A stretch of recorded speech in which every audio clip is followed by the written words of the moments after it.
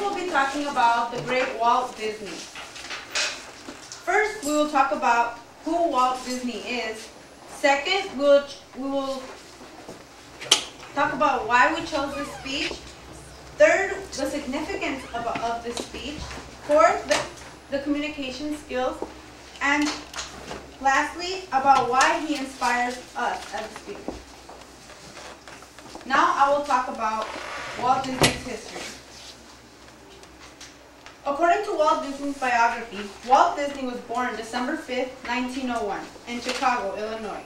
He was raised on a farm in Missouri. Here is where Walt became interested in drawing animals. Walt also was drawing and selling his drawings at the age of 7 to a neighbor. He would draw his horse and sell it to him.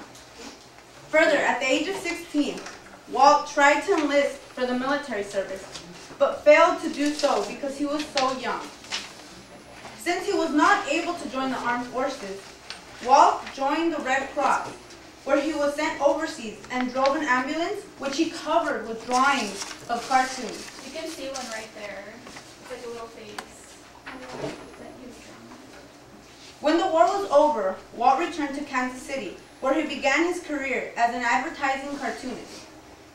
While Walt tried to gather and start the Alice comedies, Walt became bankrupt, but didn't give up. After him and Roy, his brother, moved to Hollywood in search of a new business. With hard times, Walt was able to become well known in Hollywood for his comedies. While in Kansas City in 1920, Walt first animated cartoons and later perfected a new way for combining live action and animation. Disney's first film that was taken to New York was the Alice comedy. According to JustDisney.com, later on July 13th,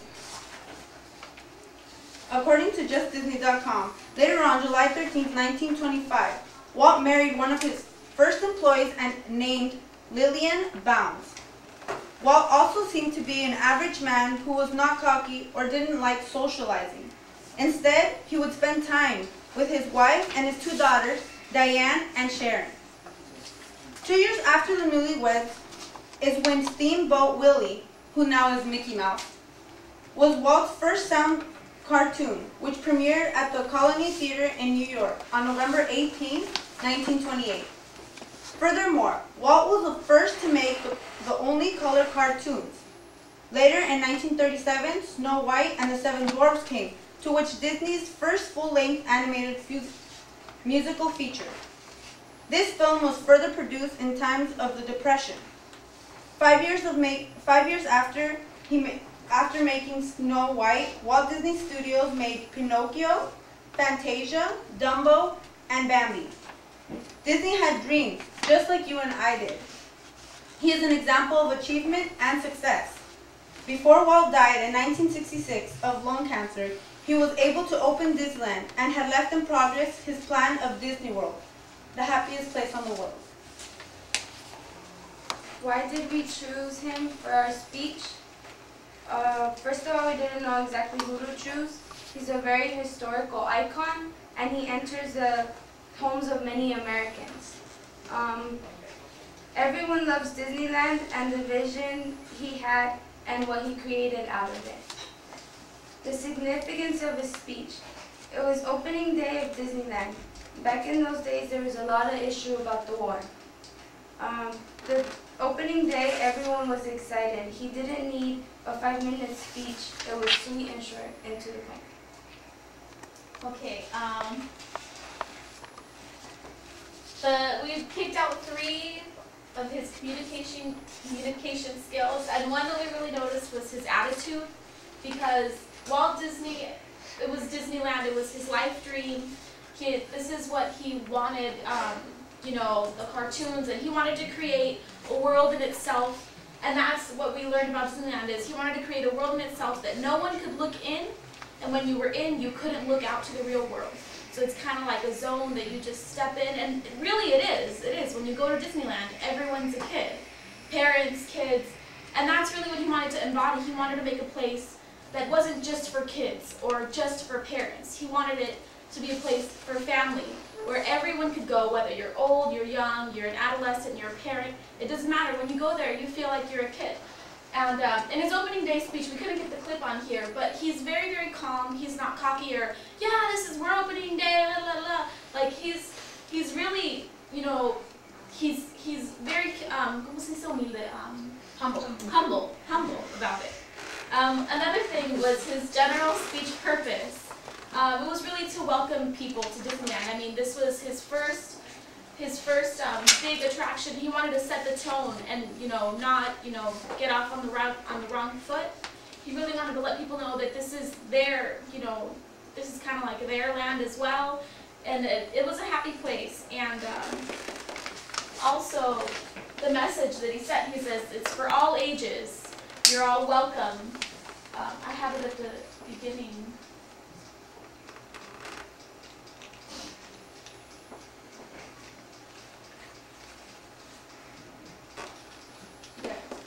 Disneyland is your land. Memories from the past, and you may savor the challenge and promise of the future. That's a message in itself, what he's telling everyone, especially back in those days, with the war and poverty. And he was bankrupt. He originally started bankrupt, and he really proves that if you follow your dreams, you can really make it. You can really make it if you follow your dreams. He sets the example that a dream is the wish your heart makes, or when you wish upon a star. Makes no difference who you are. It doesn't matter who you are or where you come from. If you want to do it, you can, and that's really what he shows us here. Lastly, he inspires us, I guess, his imagination. The way his cartoons come to life. A dog talks, and it doesn't seem like, oh, a dog talking. It's really, their personality, the way he made the characters. They each have their own personality. It's not just a dog that talks. It's Perdita from 101 Dalmatians, or it's Mufasa from Lion King, and they all have their distinct characteristics, and that's something that's really special about him.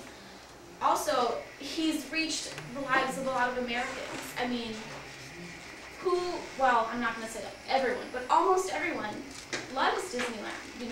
All the little kids, that's my childhood. I grew up with Disney characters, the princesses and the cartoons, and that's really what he embodies us, is to bring together the family.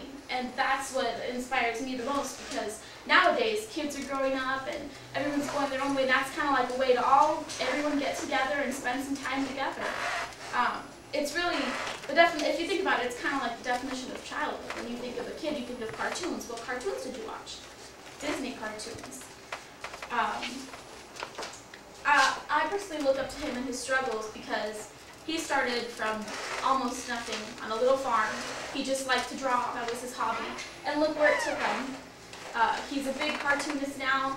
And one of my favorite quotes that he has is, he says, as long as there's imagination, Disneyland will never stop growing. Which is really true. I mean, as long as there's kids and imagination and stuff like that, Disneyland's going to keep on growing. And the last reason why he inspires us is he really built the happiest place on earth. If you think, it really is the happiest place on earth. I mean, when you get there, you don't see anyone with a frown. Everyone's smiling and happy, because it's kind of like the utopia. So that's why we chose Walt Disney, and I thought his speech was really good. And